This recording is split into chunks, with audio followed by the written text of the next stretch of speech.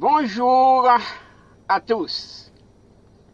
Aujourd'hui, le jour du Seigneur, c'est aussi le moment de mettre sa parole à l'honneur.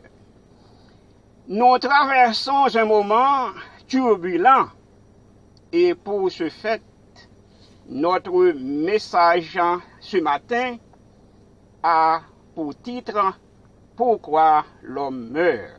Nous allons faire une lecture appropriée sortie de Ésaïe chapitre 23, le verset 15. Donc, nous retrouvons la lecture dans Ésaïe chapitre 23, verset 15, qui nous dit « En ce temps-là, Tyr tombera dans l'oubli 70 ans, ce que dure la vie d'un roi. Au bout de 70 ans, il en sera de Tyr comme de la prostituée dont parle la chanson. » Parole du Seigneur. Prions le Seigneur. Nous te remercions, Père, pour ta parole. Et nous venons de lire un passage. Que ta bénédiction soit sur ton peuple.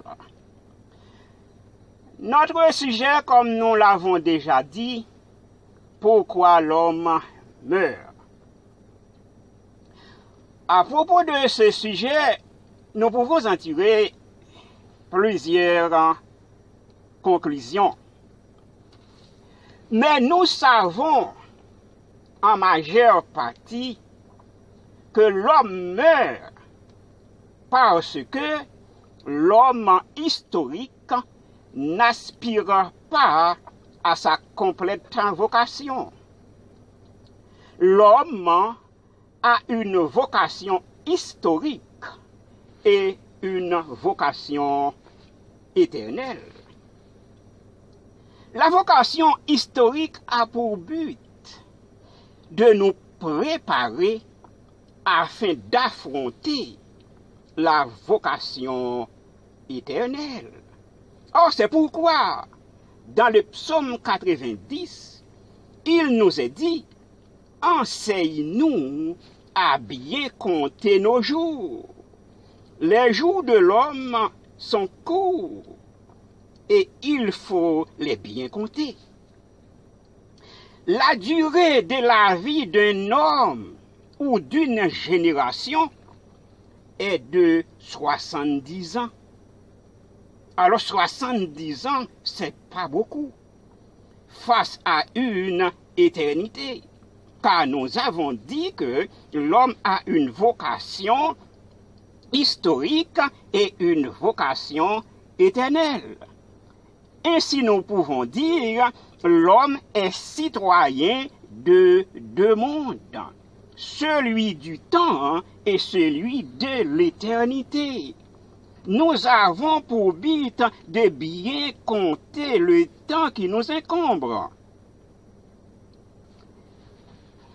Écoutez, les paroles de Ésaïe 23, 15 que nous venons d'entendre, les paroles de Psaume 90, verset 10, les paroles de Daniel 9, verset 2, les paroles de Matthieu 24, verset 2, ne sont pas les paroles d'un homme, mais celles de Dieu. La vocation éternelle. Peut-être on va dire, donc, on meurt à tout âge. Et pourquoi je dis, les jours de l'homme sont de 70 ans. Mais écoutez, on ne peut pas tout dire dans un voice. Il faut attendre pour la suite. Maintenant, voyons la vocation éternelle. Si il y a une vocation éternelle et l'homme a une vocation historique, la vocation éternelle se trouve dans l'éternité après la mort. Alors nous allons voir qu'est-ce qui se passe après la mort. Qu'est-ce qui se passe après la mort? Après la mort, nous pouvons dire, tout n'est pas fini. Nombreux sont ceux qui disent, après la mort, tout est fini, la vie est courte, oui, la vie est courte. Il faut en profiter, mais il faut en profiter dans la sagesse, dans la bonne manière, dans la bonne façon de faire. Il ne faut pas se leurrer. Et ensuite, qu'est-ce qu'on dit? Après la mort, c'est le néant. Sous la terre, point du plaisir. D'après les épicuriens, la doctrine des épicures.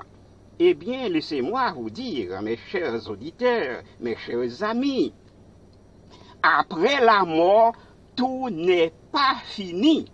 Il y a une continuité après la mort. La mort est une fin, mais après une fin, la mort n'est pas la fin, mais la mort est une fin. On peut en avoir un commencement. Écoutez, il est vrai qu'aucun homme n'est jamais de retour pour nous attester quelle est la réalité là-bas, quelle est la réalité après la mort. Mais le but de la vie nous montre qu'après la mort, l'homme n'est pas fini. Selon la Bible, il y a une continuité après la mort. Et cette continuité s'appelle éternité. Si la vocation historique a pour but de nous préparer, et le psalmiste nous dit, enseigne-nous à bien compter nos jours, eh bien nous arrivons, comment dirais-je, au thème de notre message. Pour conclure, eh bien laissez-moi vous dire ceci. Pour les jours bien comptés, pour ceux qui ont bien compté leurs jours, ils auront des jours sans fin avec le Seigneur. D'après Ésaïe 66, verset 22. Pour ceux qui ont mal compté, si on doit bien compter, on peut aussi mal compter. Nous avons quelqu'un qui a toujours l'habitude de dire bien compter, mal calculer. Mais j'espère qu'on va bien compter et aussi qu'on va bien calculer. Alors pour ceux qui ont mal compté leurs jours, eh bien, ils auront des jours sans fin, mais aussi avec un tourment sans fin, d'après Ésaïe 66, verset 24.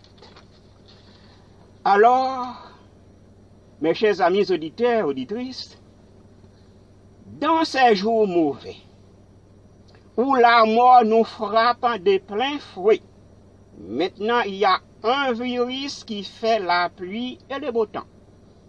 Alors, apprenons-nous à bien compter nos jours. Que Dieu vous bénisse.